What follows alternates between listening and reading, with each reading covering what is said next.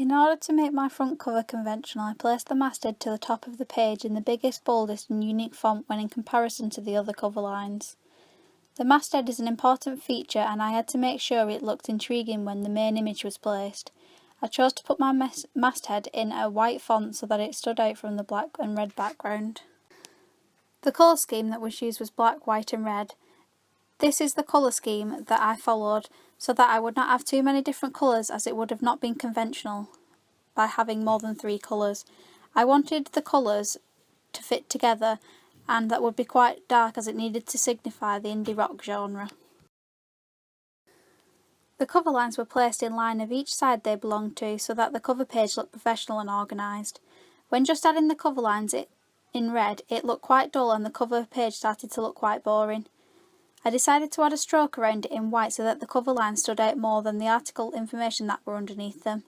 The language is quite formal and the choice of font was just simple but bold so that it would stand out more with the main image.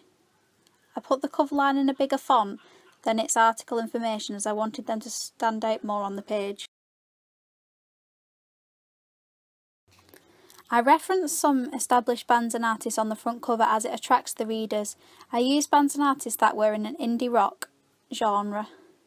The positioning statement is located to the left-hand side under the masthead in a small white font that allows the audience to know what the music magazine contains. This makes the magazine conventional. The overall house style is black, red and white. These are the 3 colours that contrast well together. Normally there would be a skyline above the masthead. However, mine does not have one. The masthead is stretched so it fills most of the top of the page in order to look interesting for the audience. The banner is what goes across the middle of the page, or is positioned to the side but goes across the main image. The main cover line for my media product is relating to the main image of my indie rock artist Delta. The font is bold and in all capitals but smaller than the masthead. This is so the banner stands out from the main image and makes it conventional. Another part to the banner is the article information. I just go where my guitar takes me. This is in a smaller size as I didn't want to take the boldness of Delta away. I have used a strap at the bottom of the page near the issue information and the barcode. The strap is in red that matches the cover lines and follows the overall house style. The strap contains some of the regular content.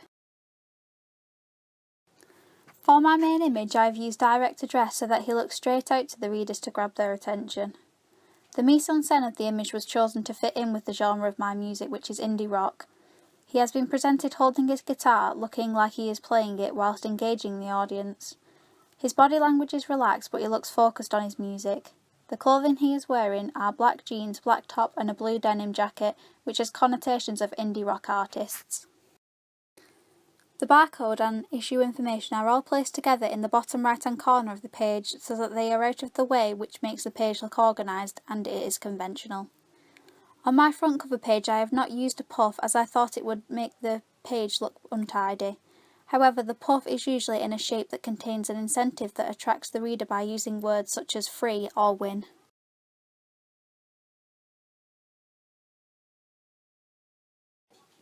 On the contents page, the photographs were in a column of their own and they were related to an article, which is conventional. My images had to be interesting in order to engage the audience when they read, as too much text would make the page look boring and unconventional. I chose different photographs such as gig tickets, a band, a solo artist and a gig concert. By using columns, the contents page becomes organised and conventional. In order for the page to be conventional, there had to be 3 or 4 columns. For my contents page, I chose to use 3 as it would give enough space for the articles and the information along with 4 images. On the columns for the regular and feature content, I used a bold font to organise the page more and enhance that they are important headings. The colour on my contents page still followed the colour scheme. The title Contents was put in a dark red and in the biggest font at the top of the page. This has been done in order to make my magazine page conventional. For the page numbers, they were placed next to the regular and feature content article headlines in a red so they stand out to the audience so they can easily navigate around the magazine. The headlines of the articles were in a bold black font of size 8. I kept the headlines of the articles in capitals in order to look bold when in comparison to the article information. I have used these conventions so that the contents page would be more conventional. The masthead is repeated again in the top right hand side of the page in a smaller black font. The masthead had to be put in black with the cracks of white in order for it to stand out from the white background. The section headings were regular and feature. These I use so that the sections are clearly organised into columns that they relate to. In order for the section headings to stand out, I changed the font colour to white and put a red rectangle behind them so they divide the sections. The captions on the image were originally in a black font with a red box behind them so that they stood out from the image. However, I changed them to just a white font so that the colour scheme was followed and the captions looked more professional and organised on the image with their specific page number next to them. The issue information is repeated twice on the contents page. First at the bottom of the page with the page number and the repeated masthead in a small font, then a second time at the top of the page to the right in a red box and in a white font. This is to allow the audience to instantly see the issue number. These conventions have been used for my contents page so that my magazine would be conventional and be able to attract the target audience. For my double page spread I only use one image which takes up one of the 2 pages. This is a conventional layout for a double page spread. The original picture was in colour but I felt as though the image would look more striking if it was in black and white, so then I could put the text in a brighter colour so it would stand out. There is no direct address on the image as it shows the boys in full focus of playing their guitars. The mise-en-scène of the image shows the boys in casual jeans and a top with a motionless facial expression to suggest their concentration on the music. I put the band's interview in the guides of the 3 columns so that the page would be conventional and organised. The heading on the double page spread was made to be big enough so that there was not many gaps on the page so it looked visually striking with its red colour. In order for the heading to be conventional it had to be the biggest on the page, placed at the top of the double page spread. For the double page spread I followed my chosen colour scheme.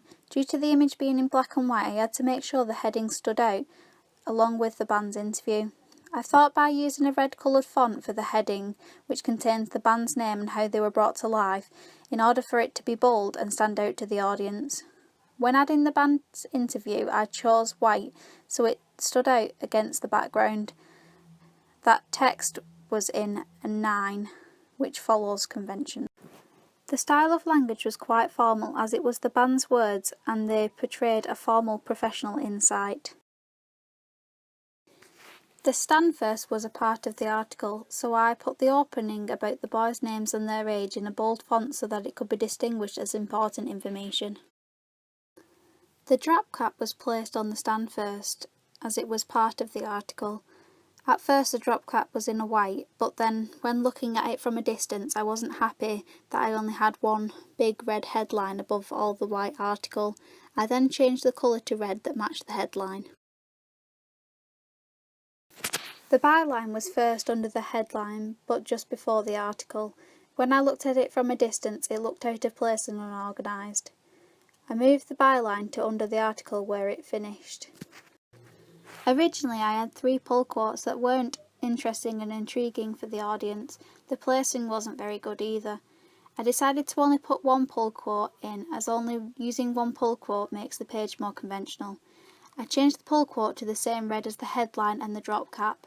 I placed it in the middle of the column partway down under where the background guitar was so that it could be easily seen.